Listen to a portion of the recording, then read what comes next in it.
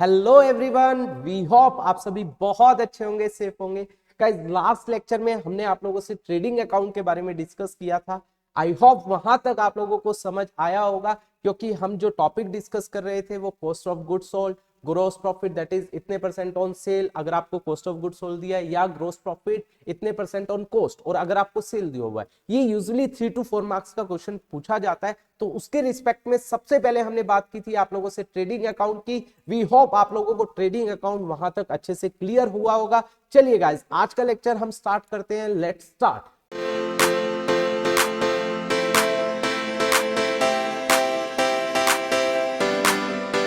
पहले हम trading account को ही बना लेते हैं। तो हमने सबसे पहले बात की थी टू ओपनिंग स्टॉक, जो पिछले साल का क्लोजिंग होगा वो आ जाएगा। अगर इसी साल बिजनेस स्टार्ट होता है तो नहीं होता है। उसके बाद टू परचेजेस, जिस चीज में हम डील करते हैं, याद है, इसमें से परचेज रिटर्न को क्या किया जाएगा, माइनस, और माइनस करके इसको आउटर कॉलम में दिखाया जाएगा। इसके रिस्पेक्ट में हमने दो बातें और की थी, नेट परचेज और एडजस्टेड परचेज, लास्ट लेक्चर में की थी। उसके बाद हमने बात की थी डायरेक्ट एक्सपेंस। हमने क्या कहा था, डायरेक्ट एक्सपेंस किससे रिलेटेड, हमने दो बातें की थी। अगर वो फैक्ट्री से रिलेटेड है तो भी यहां पर आएंगे डायरेक्ट, और दूसरा और वो परचेजेस से रिलेटेड है। फैक्ट्री से रिलेटेड आपको याद होगा हमने बात की थी, वेजेस हम दे रहे हैं, या फैक्ट्री की क्लीनिंग है, फैक्ट्री का फ्यूल गैस एंड पावर है, फैक्ट्री की पावर है, इलेक्ट्रिसिटी पावर को बोला जाता है, ठीक है, क्योंकि फैक्ट्री में पावर यूज होती है। तो ये सब खर्चे भी ट्रेडिंग अकाउंट में आएंगे। और परचेज से रिलेटेड मान लीजिए कैरियर्स इनवर्ड लाने का खर्चा, फ्रेट हो गया, उसका रास्ते का इंश्योरेंस करवाया, इंपोर्ट ड्यूटी हो गई, कस्टम ड्यूटी हो गई, रिलेटेड टू परचेज, ये सभी खर्चे यहां पर ट्रेडिंग अकाउंट में दिखाए जाते हैं, ठीक है। इसके बाद यहां पर आता है बाय सेल, जो हमारी इनकम होती है, माइनस करते हैं इसमें से सेल रिटर्न को, माइनस करके इसको हम आउटर कॉलम में हमने बात की थी दिखाया जाता है। उसके बाद बाय क्लोजिंग स्टॉक, क्योंकि ये इस साल बिका नहीं है तो इसके खर्चों को यहां से क्या किया जाता है, माइनस, तो इसको क्रेडिट साइड दिखा देते हैं। इसके बाद अगर आपकी इनकम ज्यादा है और एक्सपेंस कम है तो बताइए, मैं हमने बात की थी, तो क्या होता है, ग्रॉस प्रॉफिट, तो यहां लिखेंगे to gross profit transfer to profit and loss account, ये हमने डिस्कस किया था। अगर लॉस हुआ तो यहां लिखा जाएगा by loss transfer to profit and loss account. Alright guys, और ये दोनों साइड मैच हो जाएगी। ग्रोस प्रॉफिट होगा यहां आएगा, ग्रोस लॉस हुआ यहां आएगा, एक ही हो सकता है, या तो ग्रोस प्रॉफिट होगा या ग्रोस लॉस होगा। तो अब हम बात कर रहे हैं, देखिए गाइस, आज हम बात कर रहे हैं किसके बारे में, कॉस्ट ऑफ गुड्स सोल्ड। ध्यान से समझना, गुड्स सोल्ड, ठीक है। अब मैं आपके सामने एक क्वेश्चन रख रहा हूं, एक आपके सामने एक सिंपल सी बात कर रहा हूं, उसका आंसर करना। मान लीजिए आपके पास स्टार्टिंग में ओपनिंग स्टॉक है किसी चीज का 10 लाख, ठीक है, ओपनिंग स्टॉक हो गया आपका 10 लाख का, आपने परचेजेस कर लिया 50 लाख, ठीक है, और आपका क्लोजिंग स्टॉक आपके पास बचा हुआ है आपके पास 20 लाख का, ठीक है। आप मुझे ये बताइए, सिंपल सा आंसर कीजिए, सभी कमेंट में करना भी, कि आपने कितने की कॉस्ट का सामान इस साल बेचा है, कितने की कॉस्ट, क्योंकि ओपनिंग स्टॉक भी कॉस्ट पर होता है, परचेजेस भी, और ये क्लोजिंग स्टॉक भी। देखिए 10 का आपके पास स्टार्टिंग में था, 50 का और आ गया, टोटल हो गया 60, और 20 का आपके पास बचा हुआ है, तो इसका मतलब 40 लाख की कॉस्ट का आपने क्या किया है, सेल किया है। इसे ही क्या बोला जाता है, that is called cost of goods sold. और इसे एक और वर्ड यूज कर रहा हूं गाइस, सुनना ध्यान से, नया वर्ड, इसे और क्या बोला जाता है अकाउंटिंग लैंग्वेज में, cost of revenue from operation, revenue from operation, इसे cost of revenue from operation भी बोला जाता है, ठीक है। तो इसका मतलब क्या हुआ, कॉस्ट ऑफ गुड्स सोल्ड और cost of revenue from operation कैसे निकलेगा, cost of goods sold, short form में सीओजीएस भी यूज करते हैं।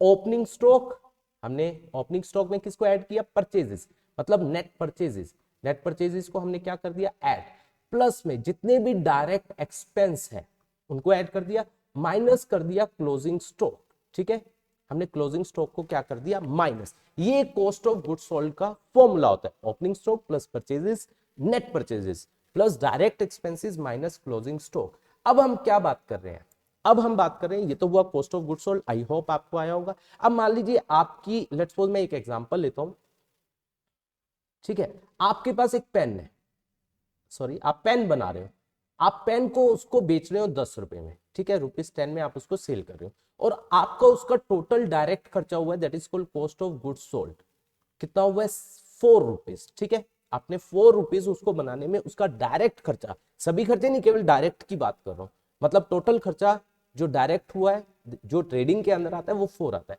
अब मुझे बताइए कितना आपने ग्रोस प्रॉफिट कमाया? भैया बिल्कुल 6 रुपीज कमाया। That is called basically gross profit. क्यों ग्रोस प्रॉफिट क्यों बोला जाता है? क्योंकि अभी और भी बहुत सारे खर्चे जो हैं वो दिखाने बाकी हैं, that's why it is called as gross profit. तो इसका मतलब ये क्या है? दैट इज सेलिंग प्राइस, ये सेलिंग प्राइस है। तो आप ग्रोस प्रॉफिट कैसे निकालते हो?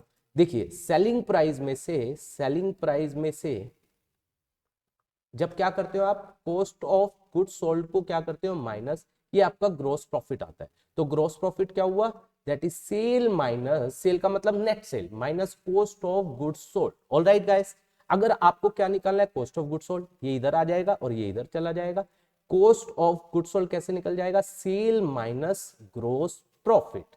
आई होप ये बात आपको अच्छे से यहां तक क्लियर होनी चाहिए। चलिए गाइस, इसका एक हम बहुत बेहतरीन क्वेश्चन कर रहे हैं, उसके बाद आपको ये टॉपिक अच्छे से समझ आ जाएगा। देखिए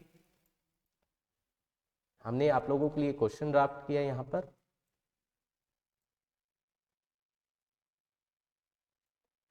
देखिए बहुत आसान है। ओपनिंग स्टॉक है आपके पास 30,000, ऑलराइट, परचेजेस है 54,600, एक्सपेंस ऑन परचेज है 6,000, सेल है 90,000, एक्सपेंस ऑन सेल है दैट इज 3,000, क्लोजिंग स्टॉक है 36,600। Calculate cost of good sold and gross profit. सबसे पहले हम निकालते हैं cost of good sold. Cost of good sold हमने क्या कहा था? ओपनिंग स्टॉक प्लस परचेजेस मतलब net purchases plus direct expense minus closing stock. Alright, opening stock है आपका 30,000, परचेजेस 54,600, परचेज रिटर्न नहीं दी हुई तो plus 54,600, expense on purchase that is direct expense, purchases से रिलेटेड है, दैट इज 6,000। सेल, सेल आता नहीं है, ठीक है, नहीं आएगा। एक्सपेंस ऑन सेल नहीं आएगा क्योंकि परचेज से रिलेटेड बात कर रहे हैं, माइनस क्लोजिंग स्टॉक 36,600। तो ये आ गया 30 और 54, 84 में 84 और 6 90,600, ठीक है।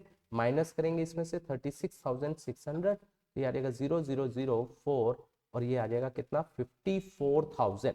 Answer would be 54,000, that is your cost of goods sold. अब ग्रोस प्रॉफिट निकालना है, अभी बताया था, अभी मैंने निकाल कर बताया था। ग्रोस प्रॉफिट कैसे निकाल सकते हैं? सेल में से सीधा आप कॉस्ट ऑफ गुड्स सोल्ड को माइनस कर दीजिए। तो आप देखिए यहां पर आपके पास सेल गिवन है दैट इज 90,000, ये देखिए दी हुई है।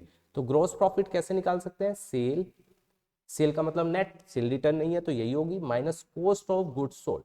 तो सेल आपकी 90,000 माइनस 54,000, दैट वुड बी कितना आ जाएगा, 36,000 would be the answer, that is gross profit. I hope यहां तक आपको समझ आया होगा। नेक्स्ट एक बहुत इंपॉर्टेंट चीज, लास्ट चीज, कि gross profit that is 20% on sale और आपको कॉस्ट ऑफ गुड्स सोल्ड, ये हम नेक्स्ट लेक्चर में करेंगे। वी होप यहां तक आपको अच्छे से आया होगा। Thank you so much for watching this video.